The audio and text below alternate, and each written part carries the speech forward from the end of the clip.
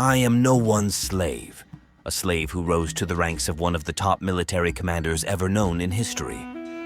Tariq ibn Ziyad, born around 670 AD in North Africa, belonged to the Berber tribe of the Nafsa. He embraced Islam and rose through the ranks of the Umayyad Caliphate, eventually becoming a trusted lieutenant of Musa ibn Nusayr, the governor of North Africa. In 710 AD, Count Julian, a Visigothic nobleman seeking revenge against King Roderick, appealed to Musa ibn Nusayr for assistance. Seeing an opportunity to expand the Umayyad Caliphate, Musa sent Tariq across the Strait of Gibraltar with a small force of 7,000 Berber troops in 711 AD. Tariq's army landed at Jebel Tariq, the Rock of Gibraltar, named after him. Upon landing, he ordered his ships burned, leaving his men with no choice but to conquer or die, instilling a fierce determination in his troops. Facing a much larger Visigoth army led by King Roderick at the Battle of Guadalete in 711, Tariq employed cunning tactics and surprise attacks. The Visigoths were routed, and Roderick was killed, marking a turning point in the conquest. Capitalizing on the victory, Tariq swiftly advanced through the Iberian Peninsula, capturing major cities like Cordoba, Toledo, and Merida. He also gained support from some Visigoth factions and Jewish communities who were dissatisfied with the Visigothic rule. By 712 AD, Tariq had conquered most of Hispania, paving the way for further Muslim expansion in the region. Tariq and his forces crushed the Visigoths in battle, and the emir rewarded Tariq by appointing him governor of Tangiers, modern-day northern Morocco. Tariq formed several alliances with local rulers and continued to invade the Visigoth settlements until he became de facto governor of Andulus, Andalusia in modern-day Spain. In 714 AD, Tariq retired to Damascus, where he lived the remainder of his life, well known as a conquering hero and military strategist, as well as a scholar. Tariq's prowess as a soldier and scholar has long since been forgotten by most, as time often allows.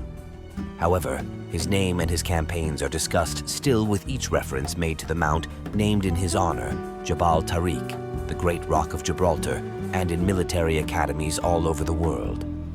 5 key lessons from Tariq ibn Ziyad's life. Supreme self-control, mentally and physically. I am no one's slave. Despite having lost his freedom, Tariq never accepted himself as a slave, physically or mentally, and even in a situation like the one he faced before the emir, where he was required to wage war on his behalf, Tariq empowered himself by publicly deciding whether to accept or not, and he told the emir so by indicating that he was not a slave to anyone. While on the contrary, many of us are born free, we are incapable of making decisive decisions about the orientation of our lives, and it is a problem that lies in something internal to our personality and that makes us slaves by nature. Have clear targets and single task. Like a beast, there is always the temptation to do several things at the same time because you have infinite curiosity. Although it is a quality, it's also a double-edged sword that dilutes your effort towards multiple goals until you become an expert of everything and a master of nothing. In this respect, you must be honest with yourself and define what you really want to achieve. Have clear targets and tasks set forth to achieve these goals. Be mentally and physically tough. Tariq ibn Ziyad was naturally a warrior and a fighter, and one of the most valuable attributes of a fighter is mental and physical toughness. A person who does not have a strong character in himself will easily fall when he is exposed to something that threatens his soul and body. People who have a strong character and physical toughness will always be able to face the trials of life. Practice flexibility and be practical. Tariq could have chosen to die rather than serve Emir Musa, who invaded his tribe. But he decided that in the conditions he faced, there could be a chance to regain his freedom if he did a good job for his captor.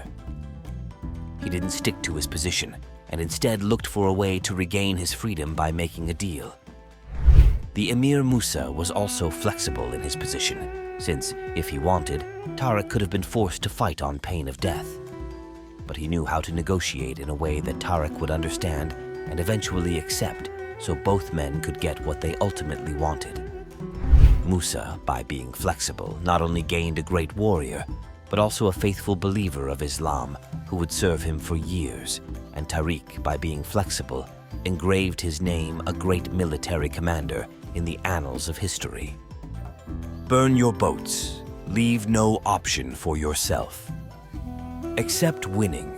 The moment Tariq ibn Ziyad, as leader of that contingent of soldiers, decided to burn the boats and prevent any retreat to the sea, not only did he reduce the survival options of his men to almost nothing, he reincarnated Sun Tzu on the battlefield.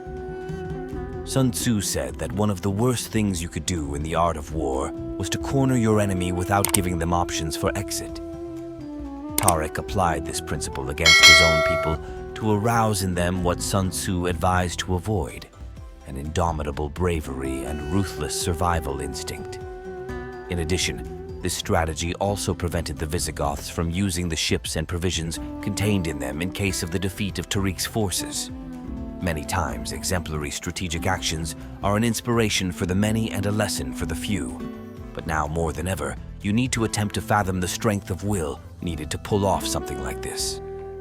As martial artists, we know and hear of this type of attitude from the warriors of olden times, but we rarely assimilate the teachings and apply them to our lives. But to ensure freedom, honor, and morality, we need to truly take in the lessons from Tariq ibn Ziyad. What do you think of this video? Mention in the comments. Subscribe to Trend Trackers if you like this video.